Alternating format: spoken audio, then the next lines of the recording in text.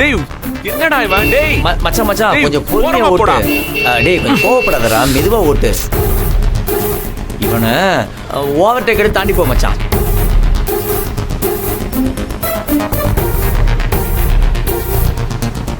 டேய் வண்டி வந்துட்டே இருக்குடா. டேய் யாரா இவன்? அர்ஜென்ட் தெரியாம இவன் வேற.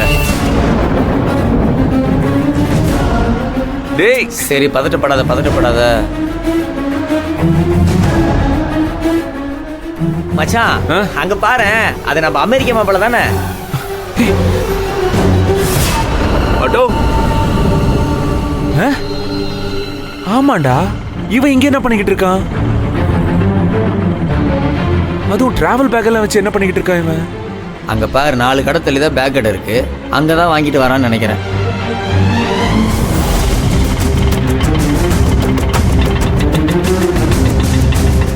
சரி இரு, போய் விசாரிச்சுட்டு வரலாம். டேய் நம்மளுக்கு எங்க டைம் இருக்கு? என்ன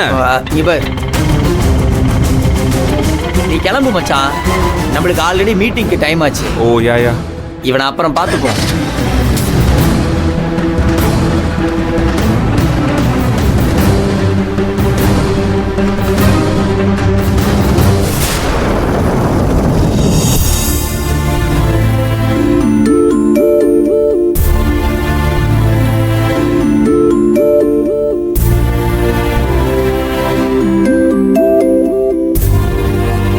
ஆண்டி வா. என்ன ஆண்டி நடந்ததே நினைச்சிட்டு இருக்கீங்களா? நீங்க எவ்வளவு தைரியமான உமன். என்னோட ரோல் மாடலே நீங்க தான். உங்களால ஈஸியா அதுல இருந்து வெளியே வந்துட முடியும்னு நினைச்சேன். பட் நீங்களே இப்படி அப்செட்ல இருக்கீங்களே. இரும்பாலே ஆன மனசா இருந்தா கூட ஹஸ்பண்ட் இந்த மாதிரி ஒரு சிச்சுவேஷன்ல இருக்கும்போது மனசு அதை தாங்கிக்க முடியாதும்மா.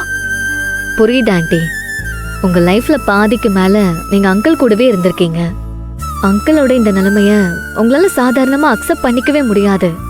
I can understand that. That's something more then what you understand. எனக்கும் அவருக்கும் மனஸ்தாபங்கள் இருக்கு. நானும் அவரும் சண்டை போடுறத நிறைய பேர் பார்த்துருக்காங்க. ஏன் என் பசங்களே அப்படிதான் நினைக்கிறாங்க. ஆனா எங்களுக்குள்ள இருக்கிற அண்டர்ஸ்டாண்டிங், அவர் இல்லாம என்னால இருக்கவே முடியாது. புரியுது ஆண்டி. நடந்ததை நினைச்சு வருத்தப்படுற நீங்க நடந்ததுக்கு எது காரணம்னு முதல்ல யோசிங்க. இதுக்கு காரணம் என்ன தெரியுமா ஆண்டி? இதுக்கெல்லாம் என்ன காரணம் இருக்க முடியும் ஹரிதா? நிச்சயம் இருக்கு ஆண்டி.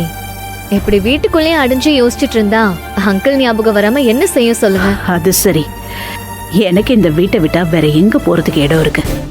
வேற என்ன இல்ல ஆண்டி, அதான் உங்க ஆபீஸ் இருக்கே. Why not? நானும் உங்க கூட வரேன். 2 பேரும் சேர்ந்தே ஆபீஸ் போலாம். உங்களுக்கும் ஒரு சேஞ்சா இருக்கும், எனக்கும் உங்க ஆபீஸ பார்த்த மாதிரியும் இருக்கும்ல. Super idea Sundaravalli. இந்த சிச்சுவேஷன்ல உனக்கு தேவை ஒரு சின்ன சேஞ்ச். நீ ஆபீஸ் போனா நிச்சயமா உன் மனசு லைட் ஆகும். நீங்க சொல்றதும் கரெக்டா தான் இருக்குன்னு. இப்பதான் மேனேஜர் கால் பண்ணி மந்த்லி போர்ட் மீட்டிங் இருக்குன்னு அட்டென்ட் பண்ணணும்னு சொன்னாரு. இப்ப ஆபீஸ் போனா மேபி அதையும் அட்டென்ட் பண்ணலாம். That's the spirit aunty. நான் இருக்கேன், நான் உங்க கூட வரேன். நீங்க எதை பத்தியும் கவலைப்படாதீங்க. நான் உடனே ரெடியாகி வந்துடுறேன். ஏமா நாங்களும் கூட வரலாம்ல? நீங்க எதுக்கு டாட்? ஹரிதா, சுந்தரவள்ளியோட இண்டஸ்ட்ரீஸை நாங்க பார்த்ததே இல்ல, ஆபீஸையும் பார்த்தது கிடையாது. இந்த சந்தர்ப்பத்துல வந்து நாங்களும் பாத்துக்கலாம் இல்லையா? எதுக்கு நான் இதுக்கெல்லாம் கேள்வி கேட்டுட்டு இருக்கீங்க? அவ சும்மா ஏதோ உங்களை கிண்டல் பண்றா. 4 பேரும் சேர்ந்தே போயிட்டு வந்துடலாம்.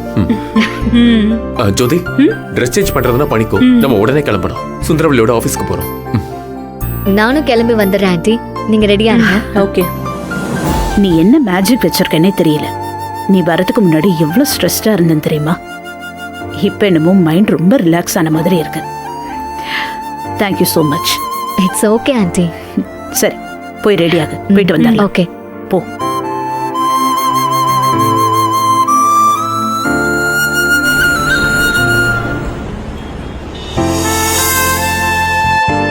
Good morning madam.